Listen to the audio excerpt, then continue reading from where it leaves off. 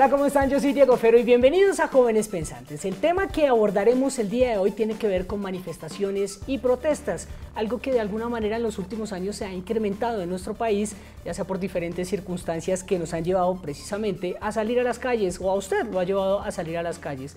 Precisamente de la que nos vamos a agarrar, si se quiere, es la más reciente, o por lo menos ese, si se quiere, estallido que de alguna manera se realizó en nuestro país, o que nació en nuestro país a raíz de lo que fue la polémica alrededor de la reforma tributaria que hacia 2021 se intentó promover por parte del gobierno. Muchos fueron los sectores que se mostraron en contra, algunos de hecho cercanos al gobierno, y sin duda eso se materializó de dos maneras. Un conflicto, si se quiere, digital, en donde diferentes facciones empezaron a dar sus opiniones frente a lo que consideraban era o no era apropiado desde la reforma, pero también lo que fueron comentarios y lo que fue la espontaneidad de la gente a salir a manifestarse por esto. Hubo protestas pacíficas, otras tal vez no tanto, pero sin duda la manifestación se convirtió en un eje central, por lo que algunos dicen puede llegar a ser válido o no tanto desde la manifestación. Será nuestro tema abordar el día de hoy en Jóvenes Pensantes. Y precisamente para poder abordar esta temática tenemos diferentes invitados con varias posturas que van a estar comentándonos sus posiciones sobre que ellos consideran la manifestación es o no válida y por supuesto todo lo que se invoca desde allí. A mi mano derecha se encuentra el representante de la Cámara, Eduardo Rodríguez, de Centro Democrático, quien ha impulsado normativas como el que la hace la paga, segundas oportunidades para pospenados, o en temas de seguridad como la reforma a la policía y cultura ciudadana. Daniela Martínez, socióloga de la Universidad Externada de Colombia, investigadora y participante activa en círculos de mujeres. Daniela, gracias por estar acá. Gracias.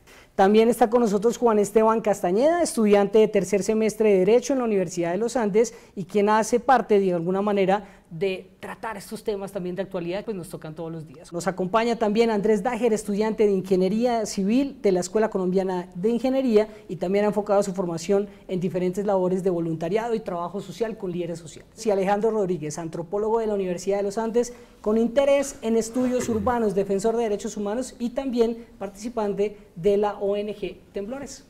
Pues sin duda esta temática no es fácil debido a las diferentes opiniones que vienen dándose en nuestro país, pero para entender cuál ha sido el contexto bajo el cual las manifestaciones se han desarrollado en Colombia, este es el informe que la producción de Jóvenes Pensantes nos tiene preparado para darnos un contexto de cómo se ha dado en Colombia.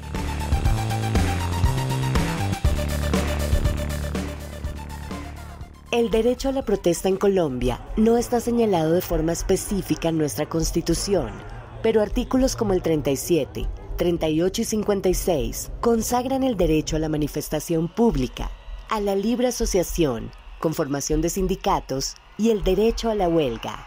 Bajo ese respaldo constitucional, se han realizado diversas manifestaciones y protestas que incluyen a miembros del sector público, estudiantil y de varias agremiaciones, todos exigiendo reivindicación de sus derechos. Entre las movilizaciones más recordadas de los últimos años están las marchas convocadas a finales de 2019, que derivaron en un paro nacional, denominado por algunos medios de comunicación como el estallido social, donde los jóvenes fueron protagonistas. Durante estas jornadas, que se dieron hasta finales de 2021, ocurrieron actos de violencia entre manifestantes y la policía en varias regiones del país. Un informe presentado por la Policía Nacional habló de más de 1.200 uniformados que sufrieron lesiones graves, como quemaduras, fracturas o traumas. Por su parte, la organización Indepaz reportó más de 3.400 casos de violencia policial. Esas situaciones llevaron a varios sectores de la sociedad a preguntarse si las autoridades respetaron el derecho a la protesta. Por otra parte, también se cuestionó si los métodos que usaron los jóvenes para alzar su voz fueron adecuados y estaban dentro de la legalidad. El debate sigue vigente porque su inconformidad social continúa.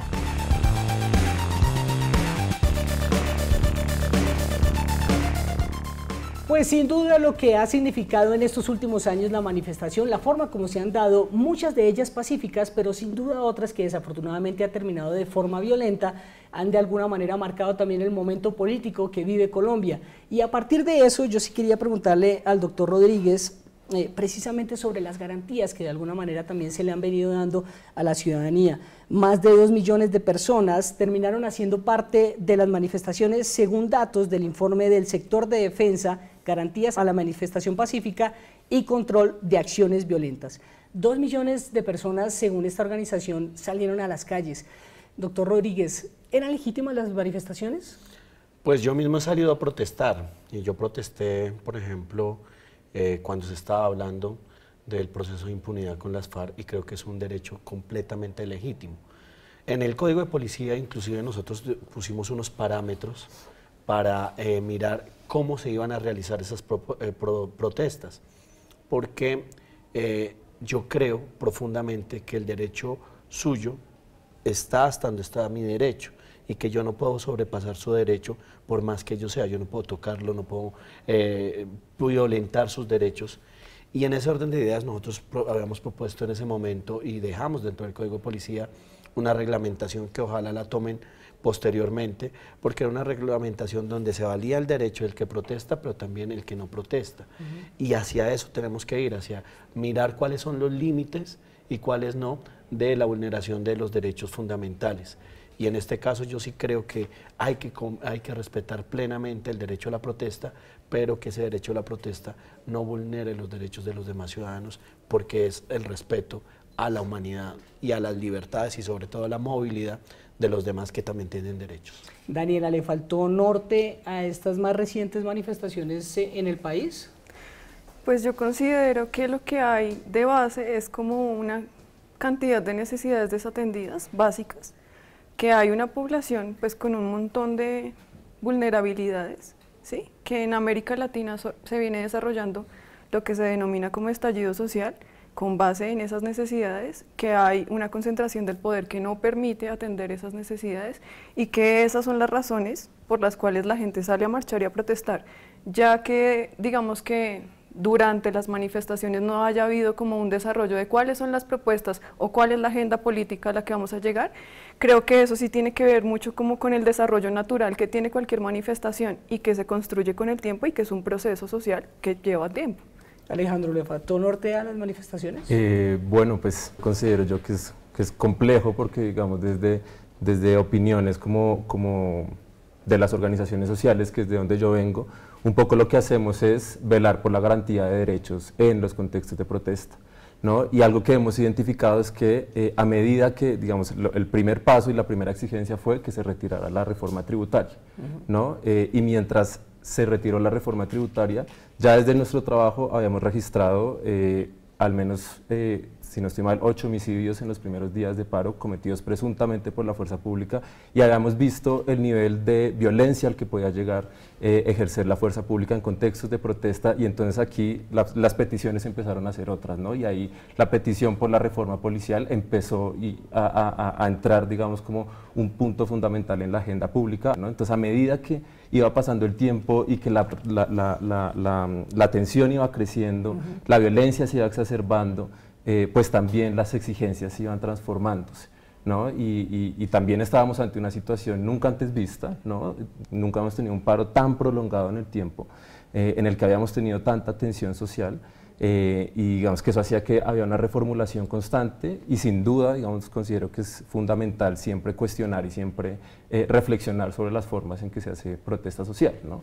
Pero, digamos, llegar de entrada a decir si le faltó norte o no, pues creo que no hay una solución, no hay una respuesta directa, sino que precisamente se llegó con una petición, y a medida que iba pasando y que esta violencia se fue incrementando, llegaron más inconformidades, fue llegando más inconformidades, se fueron también, yo siento que la protesta se volvió un escenario en el que se visibilizaron muchas inconformidades, ¿no? Porque para unas personas hacer un bloqueo y hacer una olla comunitaria significaba la oportunidad de poder comer algo ese día, ¿no? Y eso también, ese escenario de protesta se volvió como un lugar en el que relucían todas esas problemáticas tan profundas. Claro, y terminan visibilizándose muchas cosas, muchas problemáticas de la misma sociedad a partir de eso, ¿no? A partir de lo que ocurre en esos escenarios de protesta. Juan, ¿eran legítimas las manifestaciones? ¿Le faltaron norte como para saber por qué vamos a protestar, como bien nos decía el representante, o realmente termina siendo todo como una espontaneidad también que se va juntando o llenando de motivos?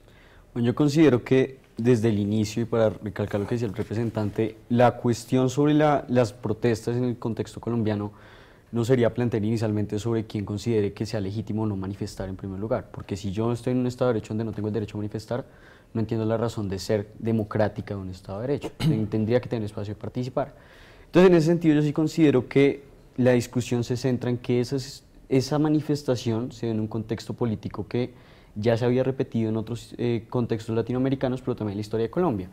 Y cuando analizas lo que sucede es que desde el primer día, que se alega que fue una marcha descentralizada de un descontento que se daba en izquierdas y derechas, tú entendías que había un descontento por la reforma tributaria, y ese descontento por la reforma tributaria se dio como con una justificación que todo colombiano, independientemente de lo que podía considerar que fuera la derecha o la izquierda política, consideraba como un momento innecesario, como una reforma que estuvo un poco pasada de tono, por decirlo en ese contexto, y que se daba en medio de una pandemia que no resistía esa iniciativa legislativa.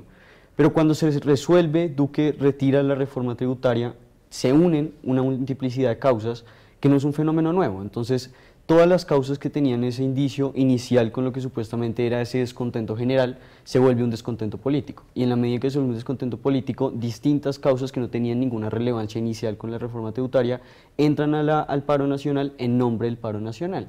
Entonces ya muchas personas deciden marcharse de la protesta considerando que ya no tenía norte de la protesta. En efecto, siguiendo la línea de mis compañeros, hubo una atomización de las protestas al final de todo. Claramente esto se da por ver los orígenes, lo que origina la protesta. Claramente es en un momento del país, estamos viviendo una pandemia.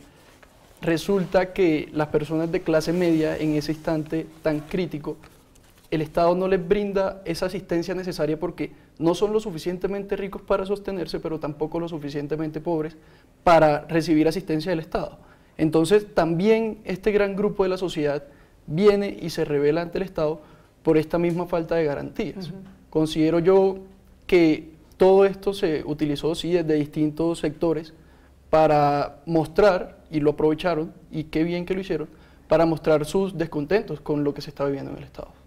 ¿Faltó tacto por parte del gobierno para entender cuál era el sentir en ese momento de la ciudadanía? Yo creo que es un sinónimo o es un sinnúmero que además concuerdo con ustedes que no es solamente aquí en Colombia. Estamos en el contexto internacional en protestas, en Francia lo vemos en Latinoamérica, lo vemos en Perú, en Chile, y son diferentes causas y es natural. Ahora, lo que también hay que entrar a profundizar y ojalá sociológicamente lo miráramos, hay que recordar que los policías también son unos pelados. Los del ESMAD son unos pelados que tenían miedo. Cuando llegaron acá a tomarse la Plaza Bolívar, yo llegué al otro día y los pelados empezaron a llorar y me decían, mire, yo no quiero hacerle daño a nadie. Son pelados con miedos. El teniente es un pelado de 26, 27 años, o sea, el que los manda a ellos, con miedos, que los han preparado para defender, digamos que un tema de institucionalidad que hablan muchos, pero no se entiende que tanto acá como acá hay pelados. Y había un tema sociológico en Kennedy que a mí me llamó mucho la atención. Yo me ponía a las 12 de la noche a ver por Instagram y aquí estaba haciendo el live el policía y aquí estaba haciendo el pelado el policía. Y entonces decían una serie de palabras, tombo, no sé qué, y los policías, guerrillero, no sé qué, y empezaban a agarrarse. A las 11:59, que ya los llamaban en la casa, le decía, bueno, mañana nos vemos, el policía con el protestante.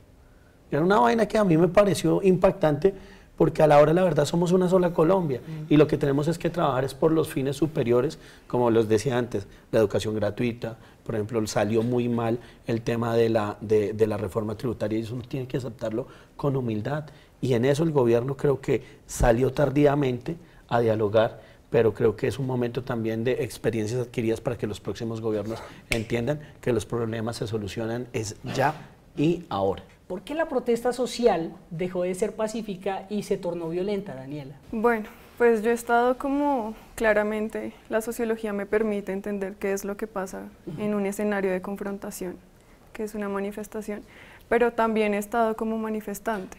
Entonces hay una delgada línea entre una marcha o una manifestación pacífica y en el momento en el que ya deja de serlo. Yo no sabría definir como de qué bando viene o proviene. Me atrevería a decir, desde mi experiencia vital, que sí la he visto como por parte de una provocación del ESMAD, ¿sí? Cuando se No sé si es una orden ¿de dónde? Yo me imagino que tiene que ver como con el teniente que tú decías, no sé. O tendrá que ver como con los políticos que están detrás ahí como de esas decisiones, pero cuando se decide que hay que desalojar el espacio público, son muy agresivos. Y yo creo que la temporalidad de las manifestaciones no debe mediarse como por un tiempo específico, porque la manifestación ha de ser hasta que el descontento social deje de ser, ¿no? Sí. ¿Debería existir el ESMAD o no? Para mí no, y digamos que hay algo que me problematiza mucho y lo estaba pensando ahorita, y es como, además de toda la adrenalina y de todo lo que se genera en la confrontación, habría que preguntarse en términos de salud mental, cómo se está trabajando estos temas de la agresión y de la confrontación, tanto en la formación que tienen los jóvenes y cualquier manifestante, o sea que esto es una vaina de ciudadanía también. O sea, es un tema cultural también. Sí, es un tema cultural, pero creo que es que hay una deficiencia en la atención en salud mental, y cómo se está capacitando también en términos de derechos humanos, y cómo se atiende la salud mental de las personas que hacen parte del ESMAD, porque yo sí creo que hay algo disfuncional en la psique de una persona que decide agredir al punto de matar a bolillazos a alguien, o que decide sacarle un ojo a otra persona. Entonces creo que sí es un tema como de reflexionar alrededor de cómo hemos construido como esa psique del colombiano común, ¿no? Porque creo que ahí, en todo ese escenario de violencia que hemos vivido por tantos años, radica el gran problema de cómo nos confrontamos. Hay formas de confrontación. Sí. Alejandro, sin duda, yo creo que lo que queda ahí sobre la mesa también es analizar el por qué la manifestación se torna violenta, y bueno, también lo que mencionaba precisamente Daniela, ¿no? Si es un tema ya cultural, o si definitivamente es preferible no tener, si se quiere, fuerzas que pudieran llegar a detonar este tipo de comportamientos, como lo puede llegar a hacer el ESMAD, ¿no? Sí, yo creo que para hablar de la protesta social en Colombia es importante entender todo un contexto histórico y revisar un contexto de donde surgen, digamos, muchos malestares que vienen desde años atrás, y también de donde surge, por ejemplo, el ESMAD, ¿no? Que surge en el 99 como una medida transitoria queriendo acabar con las protestas cocaleras que estaban ocurriendo en el Catatumbo en todo el contexto del Plan Colombia, ¿no? Entonces tenemos ese contexto y en el que hemos documentado desde el trabajo que hacemos en Temblores, que en los primeros 20 años hubo al menos 34 homicidios cometidos presuntamente por el ESMAD, del 1999 al 2019, ¿no? Y que hemos visto en estos últimos 2 años, desde el 2020 al 2021, que han habido al menos 10 homicidios, ¿no? Entonces, ¿esto qué nos dice? Que la letalidad de este uso de la fuerza está aumentando, se está agudizando, y esto es realmente preocupante, ¿no? Porque el mandato constitucional tanto de la policía y del ESMAD como parte de la policía es defender los derechos y libertades de toda la ciudadanía, y del ESMAD defender a manifestantes y a personas que no están manifestándose en contextos de protesta, ¿no? Juan. Yo considero que, frente a lo que estamos planteando inicialmente, la brutalidad policial es un fenómeno que nadie desea.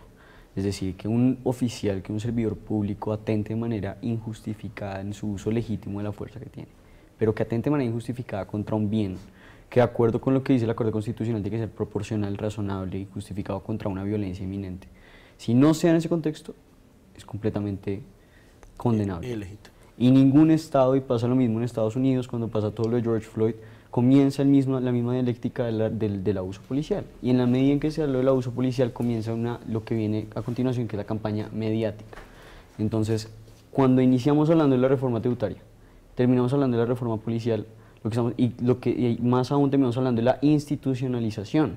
Pero el llevar eso a cuestionar la institucionalidad, el valor y función de las instituciones como la policía, como el ejército, como el ESMAD, ya es un debate diferente. Sí. Y ya es un debate que intencionalmente se transpola a un lado innecesario. Y cuando se transpola a un lado innecesario no se cubren las problemáticas especiales. Yo destruyendo el ESMAD no le estoy mejorando la familia a los funcionarios que viven en barrios marginados o a los protestantes que viven en barrios marginados. Pero en términos prácticos no va a suceder nada más que el fin de una institución que en su mayoría porcentual ha prestado un servicio efectivo a la nación.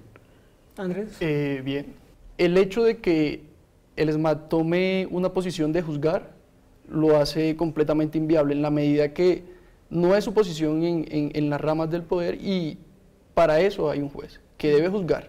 Entonces, creo que hay una línea muy delgada cuando se hacen las cosas así entre una tiranía y una democracia, cuando se le da tanto poder a un funcionario Que es público. tomar, digamos, malas decisiones ya, digamos, en terreno, ¿no? Exactamente. Alejandro, ¿querías interpelarse? Sí, no, decir que yo sí discrepo un poco con la idea de que esto es algo de manzanas podridas y de algunas personas que cometen estos actos. No, yo sí creo, y no solo creo, lo hemos demostrado con informes de derechos humanos, con investigación realizada por nosotros y por muchas otras organizaciones, también por la misma CIDH, de que hay un problema estructural en la policía, de que hay un problema en cómo está planteada esta institución. Entonces yo sí creo ¿Cómo se que, relaciona con la misma o cómo ciudadanía se en relaciona de diferentes que, entornos? según cada persona, ¿no? Y yo creo que acá que los símbolos también son muy importantes. Nosotros hemos insistido mucho en que el lema de la policía sea Dios y Patria.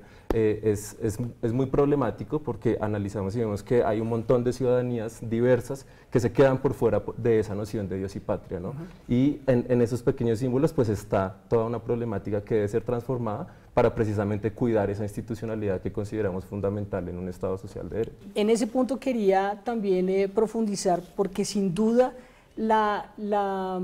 si se quiere diferencia entre cifras que puede llegar a manejar la Fiscalía con cifras que puede llegar a manejar una ONG como la misma Temblores o Indepaz, discrepan mucho las unas de las otras. Hay mucha distancia frente a lo que son cuántas personas terminaron desafortunadamente muertas dentro de la manifestación, lesionadas. Es decir, esto también afecta de alguna manera la manera como vienen funcionando las manifestaciones. ¿Por qué hay, digamos, que ese espacio? ¿Por qué se ve ese espacio?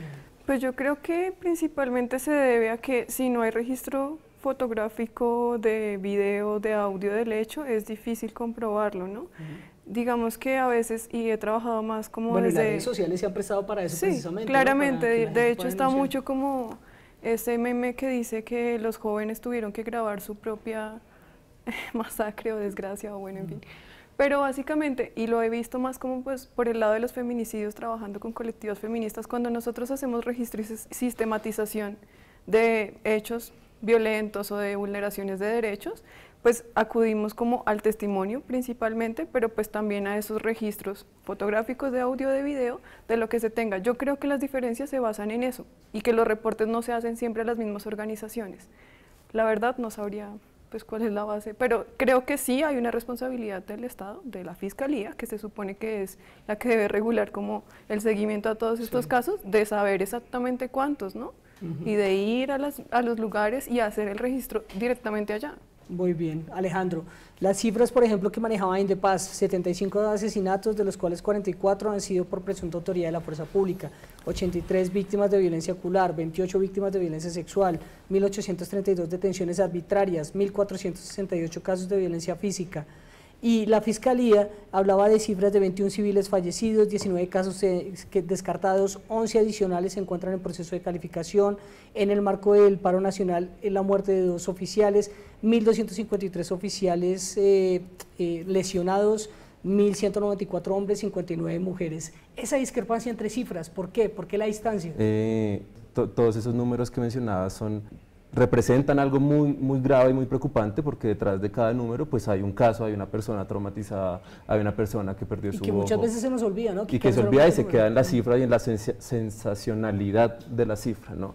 Entonces yo creo que acá lo importante es que primero haya un acercamiento entre sociedad civil y Estado e instituciones, en el que se entienda también qué es, por ejemplo, lo que nosotros denominamos violencia policial. Muchas veces lo que nosotros denominamos violencia policial, para un policía va a ser un procedimiento policial dentro de todo el marco, ¿no? Entonces hay que entrar en esos diálogos, y nosotros siempre hemos insistido en que digamos, las instituciones pueden mejorar y creemos en una institucionalidad mejor, y por eso, digamos, es tan fundamental que estas cifras entren como a dialogar entre sociedad civil y entre institucionalidad, porque es fundamental. Y a veces algo que también hemos identificado es que la Fiscalía se toma mucho tiempo en juzgar cosas que ya no, que digamos hay pruebas muy claras, ¿no? Entonces acá muy rápido falta de efectividad menciono muy rápidamente el caso de Verbenal en el 9 de septiembre, en donde tanto los medios independientes como 070 y La Silla Vacía hicieron todo un análisis, no de solamente 10 minutos de video, sino de un croquis digital y lo que ahora llaman también periodismo forense, de cómo la policía había abierto fuego contra manifestantes y que ahí murieron 3 personas, ¿no? Y hoy que vemos que la Fiscalía todavía no ha imputado ni ha generado ninguna condena penal. Sabemos que es mucho más complejo y que hay mucha orilla para analizar, pero digamos que es parte de toda la problemática. Sí, Andrés, y finalmente representante para cerrar. Bueno, pues haciendo, apelando a mi carrera, considero que es necesario hacer esa extrapolación entre las distintas entidades y organizaciones, verificar los datos, evaluarlos, evaluar su veracidad, y pues en efecto es deber de las organizaciones estatales pues definir y en efecto juzgar los hechos que se hicieron en base a las pruebas obtenidas. Representante. No, yo creo que queda claro que aquí tiene que haber un componente de justicia muy fuerte. Nosotros hemos tratado de mejorar eso, pero digamos que sí el país tiene que replantearse en tener menos magistrados, más jueces, menos, digamos que sueldos que yo le llamo innecesarios, o inclusive menos congresistas que siempre he dicho, y más funcionarios que estén investigando, que estén actuando, que estén judicializando y brindando una respuesta rápida, como lo decía Alejo y como lo decía Andrés. Pero yo me quedo con una cifra que realmente también me preocupa, y esto daría para otro debate completamente diferente. Y es 272 jóvenes que desafortunadamente hoy están siendo judicializados, que están en la cárcel dentro de estas protestas. Y aquí viene un tema, un tinte político, y tanto político como también, digamos que de carácter de pasar a delinquir. Nosotros no podemos justificar que un policía asesine a una persona que protesta, como tampoco podemos justificar que unos protestantes asesinen a un motociclista, como ocurrió en Kennedy, degollándolo. Esas violencias, yo creo que, y además los quiero felicitar a ustedes, me parece una chimba, perdón la expresión, que ustedes estén construyendo esta noción de democracia, que es lo que realmente deberíamos hacer. Más diálogo, menos protesta, y ojalá consensos para solucionar la vida de los ciudadanos, que es lo que realmente genera las transformaciones sociales. Sin duda lo que necesita sobre todo Colombia es consensos y entender desde dónde parte cada una de estas opiniones y desde dónde se posiciona cada uno de estos sectores para poder establecer una conversación sana y que realmente nos lleve a buen puerto. Yo soy Diego Fero, y a todos ustedes muchas gracias, representante, muchas gracias por estar acá, a Daniela, a Alejandro, a Andrés y a Juan. Gracias a ustedes por estar en su casa y hacer parte de esto que es Jóvenes Pensantes. Nos vemos en un próximo capítulo acá en Canal Congreso.